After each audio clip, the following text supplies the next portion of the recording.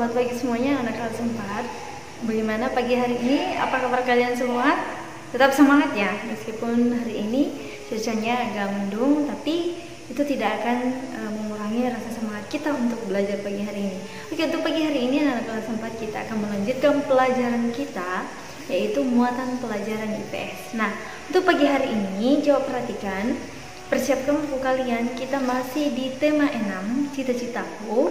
Pagi hari ini kita sudah masuk untuk muatan IPS. Kita sudah masuk di subtema 2. Coba buku kalian tentang mengidentifikasi sumber daya alam yang ada di lingkungan sekitar. Jadi pagi hari ini kita akan mengidentifikasi sumber daya alam yang ada di lingkungan sekitar. Itu ada di halaman 59 sampai halaman 60. Dipersiapkan bukunya. Dan sebelum kita memulai pelajaran kita, alangkah baiknya kita awali dengan doa. Kita berdoa dalam nama Bapa dan Putra dan Roh Kudus. Amin. Bapa Surgawi, terima kasih atas pagi yang indah ini. Kami mengucap syukur kepadamu karena berkat dan pertolongan-Mu yang indah bagi kami. Saat ini Tuhan, kami akan memulai pembelajaran kami secara online. Tuhan, bimbing kami semua, bimbing diri kami, bimbing Bapak Ibu Guru dan Suster yang mempersiapkan diri untuk memberikan pelajaran hari ini.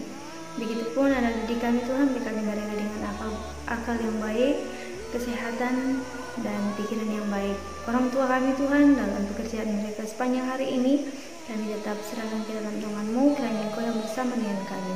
Inilah doa dan ucapan syukur kami yang kami bawa dalam nama Yesus Kristus Tuhan dan Juru Selamat kami yang hidup. Amin. Dalam nama Bapa dan Putra dan Roh Kudus. Amin. Oke.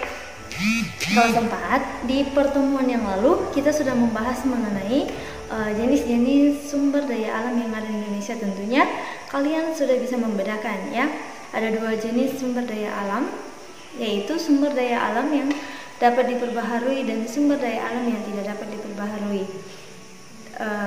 Tolong anak-anak kelas 4 bisa membedakan kedua hal tersebut.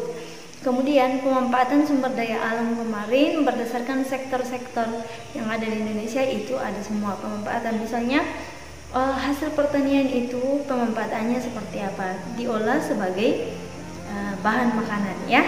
Oke, kalau pertambangan tentunya kalian sudah tahu semua. Nah, coba lihat buku kalian di sini. Kita akan mengidentifikasi sumber daya alam yang ada di lingkungan sekitar kita.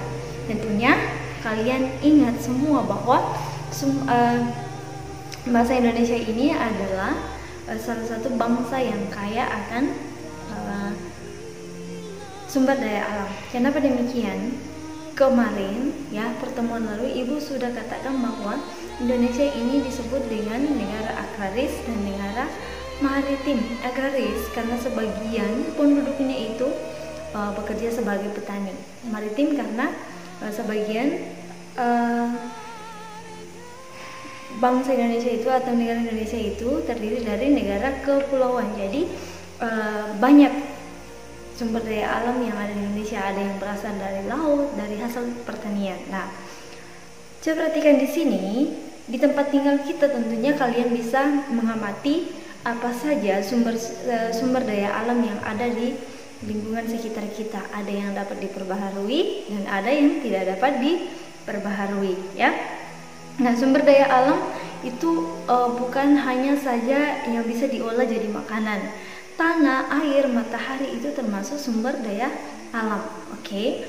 Nah, kemudian hasil tambang ya, hewan dan sebagainya itu termasuk juga dalam sumber daya alam. Hanya saja kalian harus membedakan mana sumber daya alam yang dapat diperbaharui, mana sumber daya alam yang tidak dapat diperbaharui. Dikatakan dapat diperbaharui karena itu jika dipakai secara terus-menerus itu tidak akan habis. Tapi kalau yang tidak dapat diperbaharui jika dipakai secara terus-menerus itu akan habis. Nah, tentunya kalian bisa membedakan ini adalah sumber daya alam yang dapat diperbaharui dan ini adalah sumber daya alam yang tidak dapat diperbaharui. Nah, contohnya di sini ya, kita mengambil lingkungan sekitar ada di Sumatera. Nah, tentunya kalian tahu bahwa Sumatera itu adalah pulau ke-6 terbesar di dunia ya. Nah, makanya itu sumber daya alam yang ada di Pulau Sumatera ini sungguh banyak ya. Sumatera dikenal dengan nama lain yaitu Andalas dan Suwadinipa atau Pulau Emas. Nah, kenapa dikatakan Pulau Emas?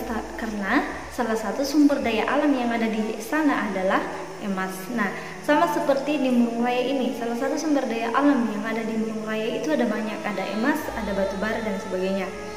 Kemudian potensi sumber daya alam yang ada di Pulau Sumatera itu cukup banyak, bukan hanya ya dari bumi, tapi itu ada juga dari laut ya, seperti halnya ikan, udang, kepiting dan sebagainya. Nah, potensi sumber daya alam air juga melimpah di Sumatera itu.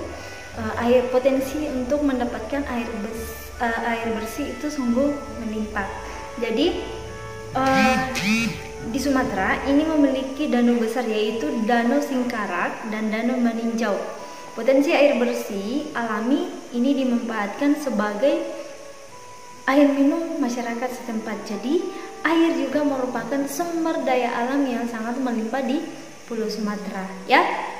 Orang di sana tidak kesulitan untuk mendapatkan air bersih, karena kalian tahu bahwa kalau meskipun bahan makanan banyak tapi air itu tidak ada, sama aja bohong ya.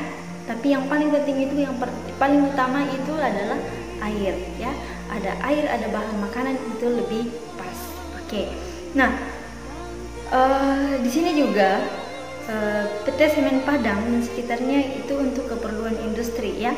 Biasanya kalau bahan tambang itu ya, dari pertambangan itu biasa digunakan sebagai atau dimanfaatkan sebagai keperluan industri. Nah, tentunya anak-anak kelas 4 sudah tahu semua ya bagaimana kita mengidentifikasi sumber daya alam yang ada di sekitar kita. Kita bisa melihat, oh ini adalah salah satu sumber daya alam di lingkungan sekitar kita. Kalian tiap hari mengkonsumsi makanan, ada ikan, ada sayur, tentunya kalian tahu bahwa itu adalah termasuk sumber daya alam.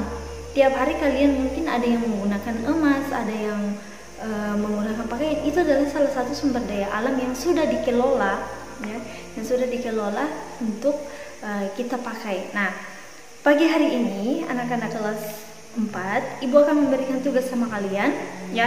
Ada contohnya di halaman 60, di situ kamu menuliskan nama, setelah itu daerah tempat tinggal kamu ya. Di sini Ibu tidak menginginkan semuanya tempat tinggal, berarti nanti Prukcaho bisa daerah asal ya. Misalnya ada dari Medan, ada dari Sulawesi dan sebagainya, bisa menuliskan itu. Jangan hanya mengambil Murung Raya contohnya ya. Tapi tidak apa-apa kalau mau menuliskan Murung Raya, silakan. Kalau ada yang mau menuliskan daerah asal, silakan ya. Daerah tempat tinggal silakan. Oke. Nah, sekarang kita akan mengidentifikasi jenis sumber daya alam yang ada di daerah asal kita atau daerah tempat tinggal kita. Kita tuliskan jenis sumber daya alamnya apa, kemudian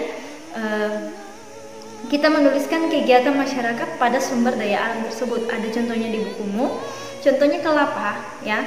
Kalau kegiatan masyarakat untuk mengolah kelapa itu, kelapa bisa diolah menjadi minyak, bisa diolah menjadi nata de coco yang biasa kalian minum pada es buah dan sebagainya. Nah, mangan ya, salah satu bahan utama industri yang bisa diolah menjadi logam dan keramik. Nah, itu contohnya. Jadi hari ini kalian mencari 10 ya, mencari 10 jenis sumber daya alam baik dari daerah asalmu dan daerah tempat tinggalmu, dan kamu tuliskan jenis kegiatan masyarakat pada sumber daya alam tersebut. Oke?